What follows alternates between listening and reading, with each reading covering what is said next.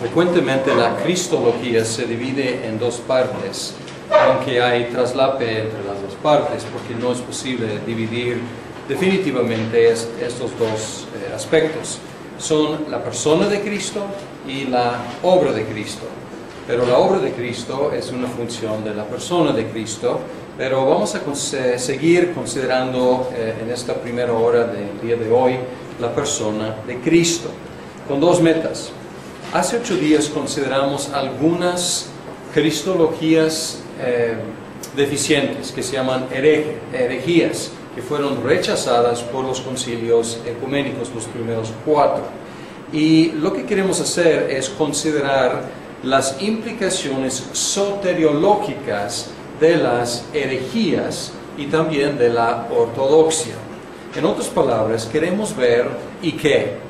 Mucho debate sobre la diferencia entre homoousios o homoiousios, una iota de diferencia, ¿y qué? O sea, esto es simplemente estar peleando por nada, o qué está en juego aquí. Y como vamos a ver con 3 de las herejías, lo que está en juego es la salvación, porque las herejías, como vamos a ver, pierden algo esencial, que a fin de cuentas no permite que Cristo sea el Salvador que la humanidad necesita. Y luego, después de ver estas implicaciones, vamos a tratar de hablar de las dos naturalezas de Cristo y la persona de Cristo y la postura reformada sobre este asunto. El título del libro que mencioné hace 8 días de Fitzsimmons Allison es La crueldad de la herejía. Y el título explica la idea que quiero expresar hoy, y de hecho estoy dependiendo mucho de sus ideas. Y está diciendo básicamente que la herejía no es una liberación de lo estrecho y de la ortodoxia, al contrario, es perder algo esencial y a fin de cuentas es cruel. Quiero introducir o presentarles a algunos señores, no muy a fondo, pero mencionar sus nombres. Se llaman, son conocidos como los capadocios, porque son de esa región de Turquía, de Asia Menor, y son 3, Basilio de Cesarea, su hermano menor Gregorio de Nisa y Gregorio de Nacianzo. Y ellos ayudaron a ganar la victoria sobre el arrianismo. Pueden recordar que el arrianismo recibió un golpe en Nicea, pero luego realmente no fue un golpe mortal, al contrario, como fue una provocación, y el arrianismo siguió, pero ellos siguieron la batalla y ellos ganaron definitivamente, no exactamente ellos, pero ayudaron que la iglesia ganara definitivamente sobre el arrianismo en el concilio de Constantinopla. Y quiero darles algunas citas, porque ellos establecieron algunos principios importantes para la cristología. Un principio, Gregorio de Nacianzo proclamó: lo que no ha sido asumido no puede ser restaurado. Lo que es unido a Dios es lo que es salvado. Y es un principio importante, porque cualquier aspecto de la humanidad que Cristo no asumió es un aspecto que no puede ser redimido. Él puede redimir lo que Él asumió a sí mismo. Y Gregorio de Nisa dijo: haciéndose exactamente lo que somos, por medio de sí mismo, unió la raza humana a Dios. Y pueden escuchar su énfasis en que no unió un aspecto de la raza humana, unió la raza humana, haciéndose exactamente lo que somos nosotros. Y quiero mencionar 3 de las herejías, aunque debo mencionar, lo hice hace 8 días, el arrianismo obviamente destruye la salvación. ¿Por qué? Porque Cristo está en una posición entre Dios y el hombre, pero no está no está tocando ni Dios ni el hombre, porque es inferior a Dios, pero es superior a los hombres. Entonces, no es ni Dios ni hombre, es una criatura diferente, distinta, y por lo tanto no nos puede ayudar mucho, o a fin de cuentas no nos puede ayudar en nada. Entonces, el arrianismo es, a fin de cuentas, completamente cruel, porque mantiene a Dios y al hombre a una distancia insuperable. Y el apolinarianismo, ¿se acuerdan de que en el apolinarianismo Cristo asumió un cuerpo humano, pero el Logos divino reemplazó la mente o el alma del ser humano? Entonces, si vemos las implicaciones soteriológicas de esta cristología, ¿qué tenemos? ¿Qué sería la salvación en un esquema de apolinarianismo? Sería salvación por medio de la destrucción del alma. Lo que tiene que ser es la destrucción del alma, la destrucción de la mente humana. Y aquí Cristo, en este esquema, Cristo no puede salvar al alma, no puede salvar la mente, porque no las asumió, siguiendo el principio de Gregorio de Nacianzo. Según Allison, algunas sectas ofrecen este tipo de salvación apolinarianista. ¿En qué sentido? Ellas piden que hagamos con nuestra mente, que la apaguemos, que anulemos el pensar, que anulemos la razón, que anulemos la mente para ser salvos. Y él dice que es un esquema moderno, pero es un esquema apolinarianista. Es destruir la mente, destruir el alma para ser salvos. Pero obviamente esta salvación no nos conviene. No es salvación, a fin de cuentas, es destrucción en lugar de salvación. ¿Qué del esquema nestoriano?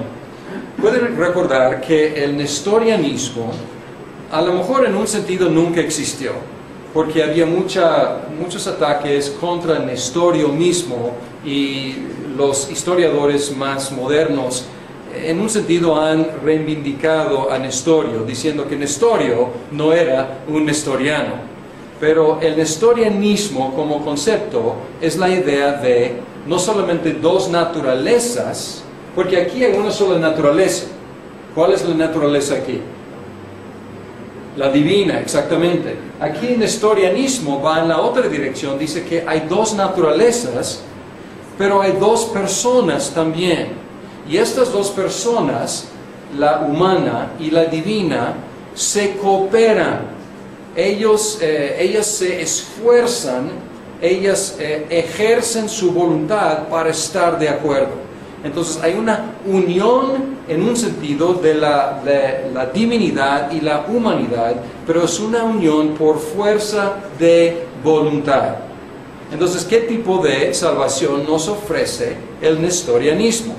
Traduciendo la cristología en la soteriología. Nos ofrece una salvación por medio de conformar tu voluntad a la voluntad de Dios, porque a fin de cuentas en este esquema es lo que el hombre Jesús hizo. Él conformó por fuerza de voluntad su voluntad a la voluntad de Dios. Y en la soteriología tiene un nombre.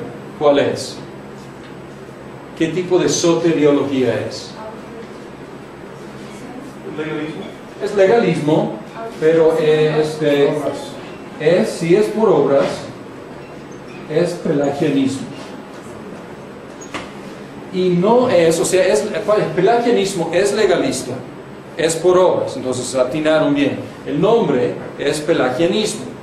Ahora, no es accidente que el nestorianismo y el pelagianismo hayan florecido en la misma temporada. Tampoco es accidente que el nestorianismo y el pelagianismo, los dos, hayan sido condenados en el concilio de Éfeso en 431. Pero el nestorianismo ha muerto, podemos decir, cristológicamente. Y si ni siquiera Nestorio era nestoriano, pues menos ahora. No es una idea muy común. Sin embargo, lo que ha florecido hasta la fecha es el pelagianismo, la idea de que vamos a salvarnos ejerciendo nuestra voluntad para conformarnos a la voluntad de Dios. Es muy, muy común. Y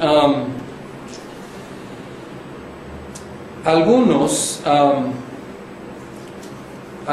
en un sentido, hay muchas manifestaciones, podemos decir, de este tipo de idea. Hay muchos, podemos decir, teólogos liberales que han abandonado por completo la idea de la deidad de Cristo, diciendo que Él es el hombre más espectacular, Él es el hombre más conformado a la ley de Dios y la voluntad de Dios. Es cierto, o sea, hasta ahí es cierto, pero dicen es nada más que eso.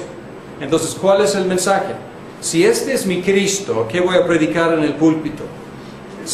Perdón, adelante. Ya como Él. Sí, exacto, imita a Cristo, que tampoco es un mensaje equivocado en sí, pero el error es en lo que no dice. O sea, debemos imitar a Cristo, por supuesto, pero la salvación no viene por echar ganas y esforzarnos para imitar a Cristo. Entonces es un mensaje todavía muy, muy común. El otro sistema, el esquema eutiquiano o eutiquianismo es muy similar a apolinarianismo. El apolinarianismo es la destrucción de la mente o el alma del hombre Jesús para ser reemplazada por el Logos divino. El eutiquianismo aquí entonces es monofisita. Monofisita quiere decir ¿qué? Una naturaleza, exactamente. Aquí en el eutiquianismo no quiere ser precisamente monofisita.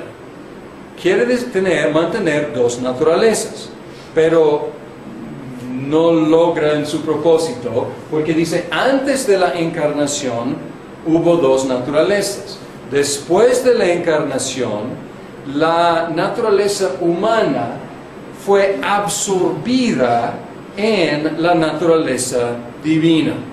Entonces, pues realmente a fin de cuentas es monofisita después de la encarnación, porque antes de la encarnación, pues realmente que nos ayuda, ¿no? O sea, la encarnación es para que Cristo viniera a ser nuestro Salvador. Entonces, a fin de cuentas, es muy similar. Pero aquí es por destrucción o por reemplazo, y aquí es por absorción. Es absorbida. Entonces, en un sentido está diciendo que no es destruida la naturaleza humana. Ahí está. Pero es divinizada, es absorbida en lo divino. ¿Qué ofrece el eutiquianismo? Ofrece salvación cuando traducimos esta idea en la soteriología. Ofrece salvación por medio de la negación o la absorción de lo humano. Es como tratar de divinizar nuestra humanidad absorbiéndonos en lo divino, y así en un sentido es correcto, pero la idea aquí es dejando atrás lo humano como si fuera algo para desechar, en lugar de precisamente lo que tiene que ser redimido.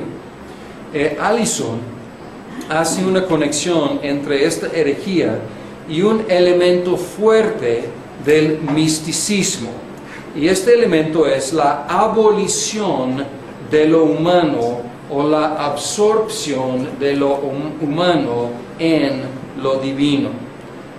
Johannes Eckhart fue un místico medieval, sus fechas 1260 a 1328, y este místico, Johannes Eckhart, dijo: debes ser puro de corazón y solo ese corazón es puro que ha exterminado la criatura. Entonces aquí estamos casi un milenio después del eutiquianismo y es una idea semejante. ¿Cómo ser puro? Abolir lo humano para que ya no siga la criatura.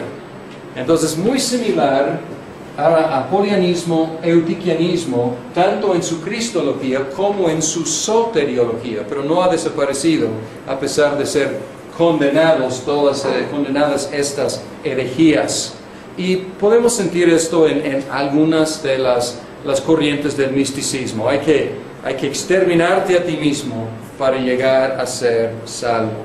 Entonces, esto es para contestar la pregunta, ¿y qué? ¿Y qué?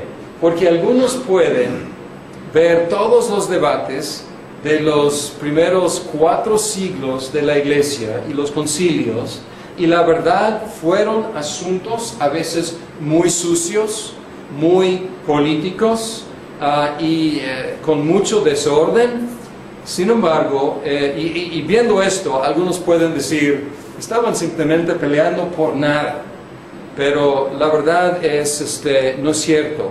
Estaban peleando no solamente por unas definiciones cristológicas, estaban peleando por mantener la salvación y el mensaje de la salvación que encontramos en la Biblia, que solamente se conserva en la postura ortodoxa de una sola persona y 2 naturalezas. Y es el tema que queremos tocar. Porque aquí hay una diferencia entre 2 corrientes de la teología de la Reforma.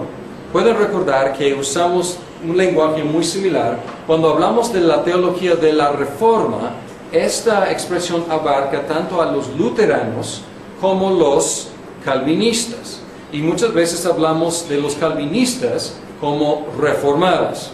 Pero el lenguaje es un poco confuso, porque hay los de la Reforma, luteranos y calvinistas, y hay también calvinistas que son, muchas veces los llamamos los reformados.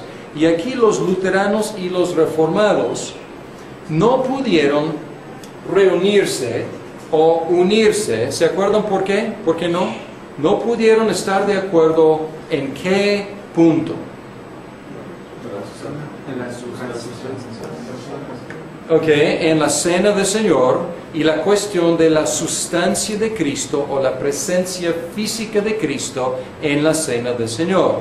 Y los 2 rechazaron la transustanciación, que es de la católica romana, pero los luteranos insistían e insisten hasta la fecha en la presencia física, corporal, carnal de Cristo en la cena del Señor. Y los reformados en general insistieron e insisten en una presencia espiritual de Cristo.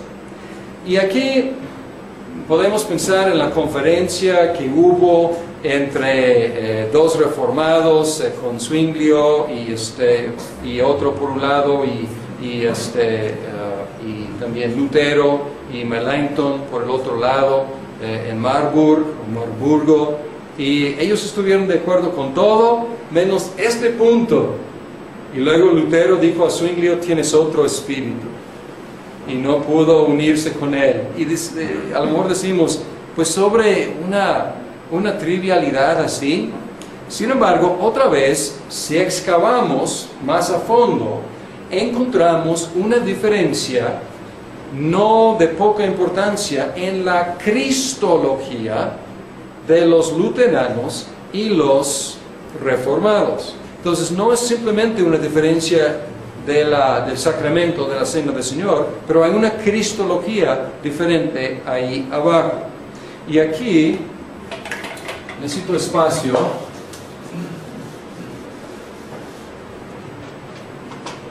Una expresión que deben conocer, que es Comunicatio idiomatum.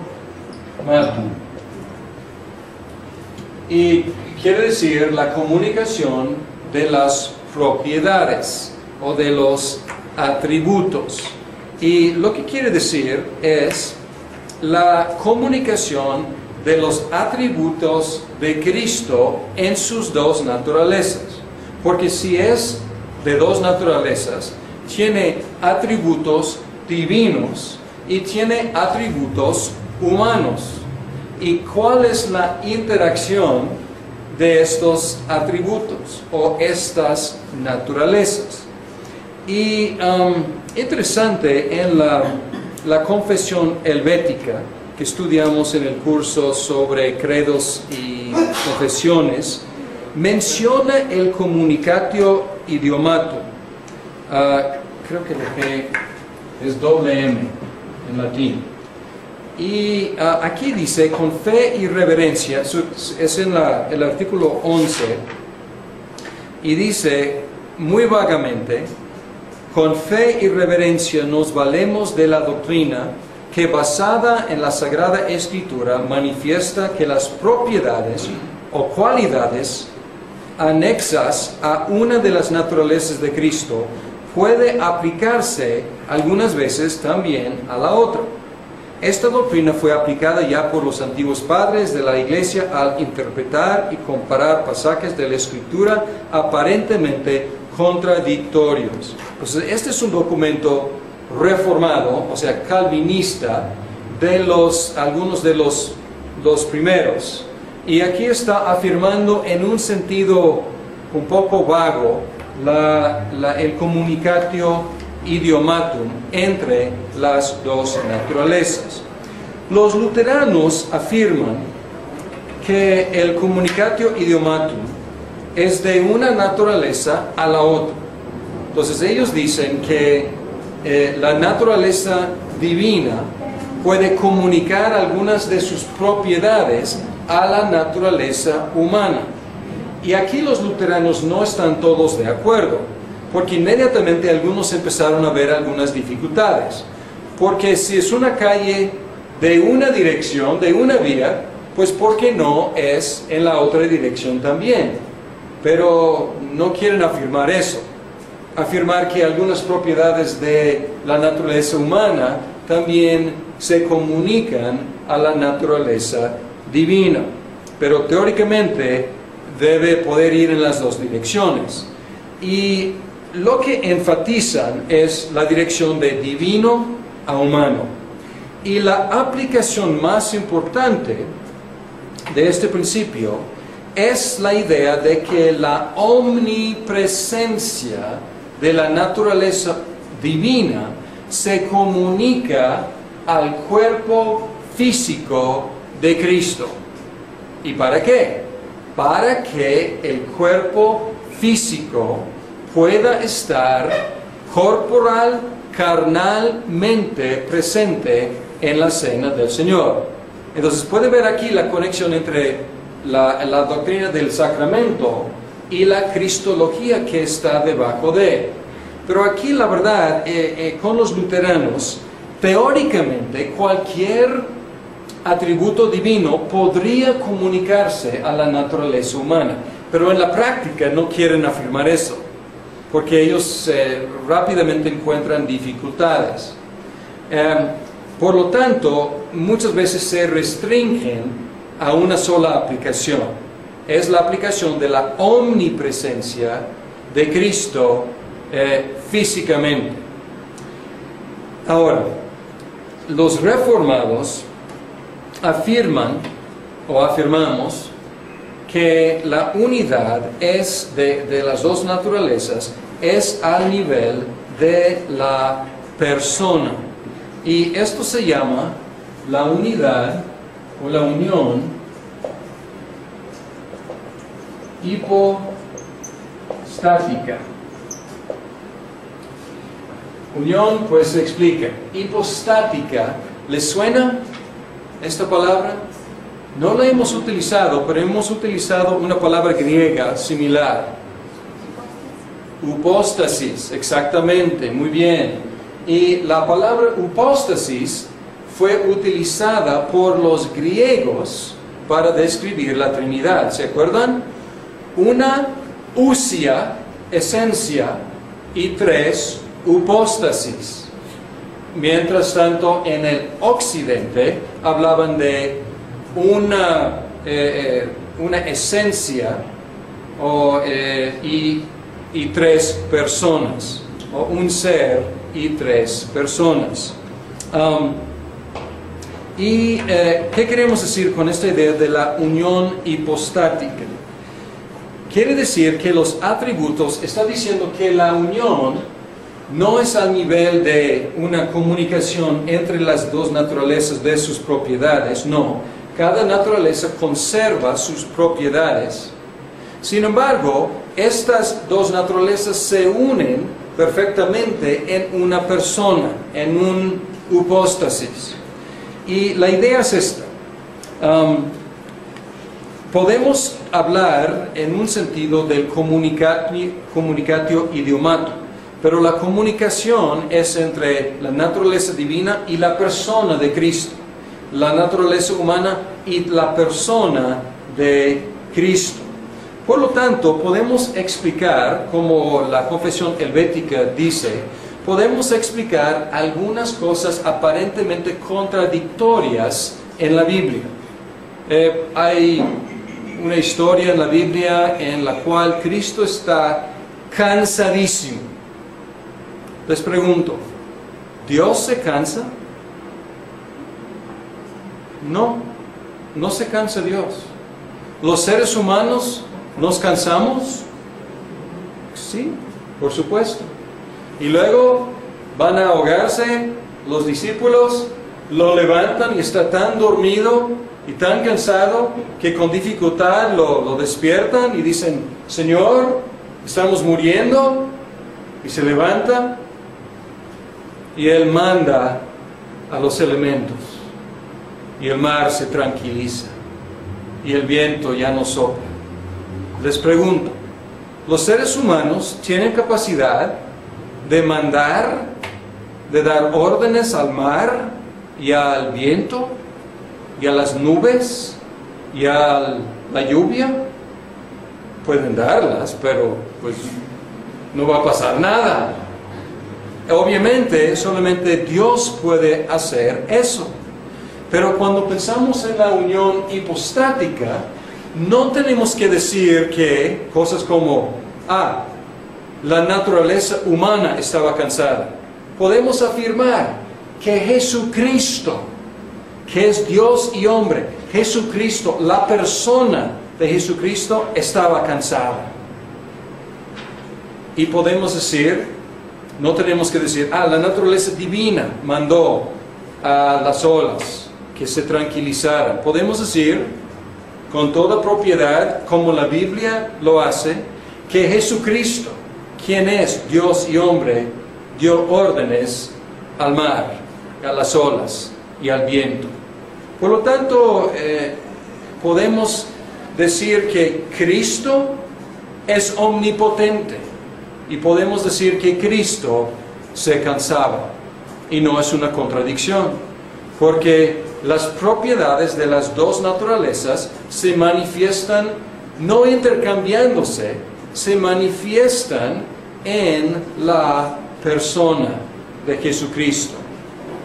Berkhoff menciona algunas objeciones a la postura luterana. Creo que en las páginas 326 a 327, si no me equivoco. Para los reformados, y aquí quiero ser muy cuidadoso aquí, porque los luteranos los recibimos y los afirmamos como hermanos en Cristo. No les decimos lo que Lutero nos dijo a nosotros, no les decimos tienen otro espíritu, y tampoco hoy en día nos dicen eso a nosotros. Entonces quiero afirmarlos como hermanos en Cristo. Sin embargo, para los reformados, la doctrina luterana parece ir en contra de Calcedonia. Acuérdense de que en Calcedonia la afirmación es que no hay confusión ni cambio de las dos naturalezas, que cada una retiene sus propias propiedades, y nos pone muy nerviosos escuchar la idea de un cuerpo humano omnipresente. Concretamente, si Cristo tiene un cuerpo omnipresente, ya no tiene un cuerpo humano. Y ahí está el problema. Y si no tiene un cuerpo humano, según el principio de los capadocios, no puede redimir al cuerpo humano. Porque un cuerpo humano omnipresente es una contradicción. Y no tenemos ninguna evidencia en el Nuevo Testamento de que Cristo haya tenido un cuerpo omnipresente. Jamás lo encontramos en dos lugares al mismo tiempo.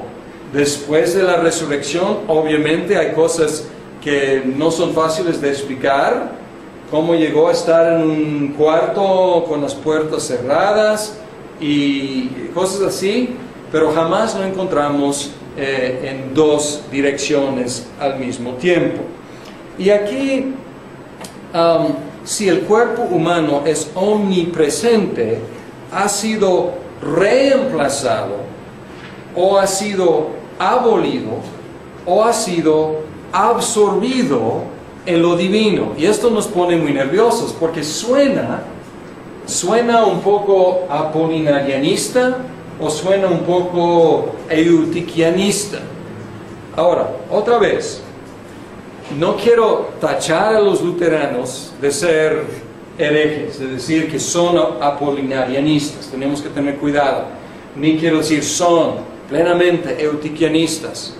Pero aquí veo, no solamente yo, en general los reformados, vemos un problema de no poca importancia y una tendencia hacia uno de estos errores que ya fueron descartados por la Iglesia Universal.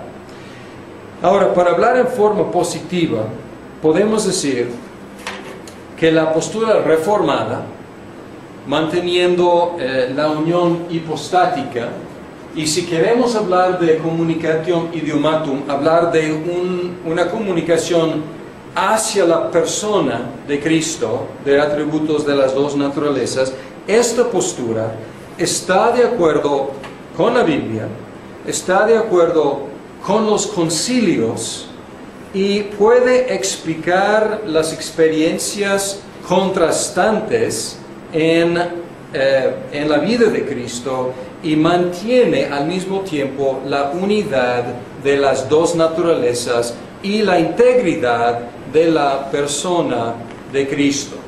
Y voy a concluir esta parte leyendo, creo que ya la leí, pero voy a leer otra vez, del capítulo 8 de la Confesión de Fe de Westminster, párrafo B o párrafo 2. Y dice así: y aquí van a escuchar los ecos y las reafirmaciones de los concilios ecuménicos. El Hijo de Dios, la segunda persona de la Trinidad, siendo verdadero y eterno Dios, aquí negando el arrianismo, igual y de una sustancia con el Padre, aquí afirmando el concilio de Nicea, habiendo llegado la plenitud del tiempo, tomó sobre sí la naturaleza humana, lo que afirma Constantinopla, con todas sus propiedades esenciales y con sus debilidades comunes, mas sin pecado. Fue concebido por el poder del Espíritu Santo en el vientre de la Virgen María, de la sustancia de ella, Constantinopla. Más bien Calcedonia, porque ahí habla de consustancial con Dios, consustancial con nosotros. Así que, dos naturalezas completas, un rechazo de cualquier tipo de monofisismo, perfectas y distintas, la divina y humana se unieron inseparablemente en una persona. Aquí niega nestorianismo. Pero sin conversión, composición o confusión alguna.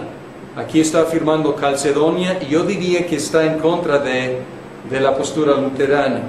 Esta persona es verdaderamente Dios y es verdadero Dios y verdadero hombre. ¿Quién? Esta persona, la unión hipostática. Un solo Cristo, el único mediador entre Dios y el hombre.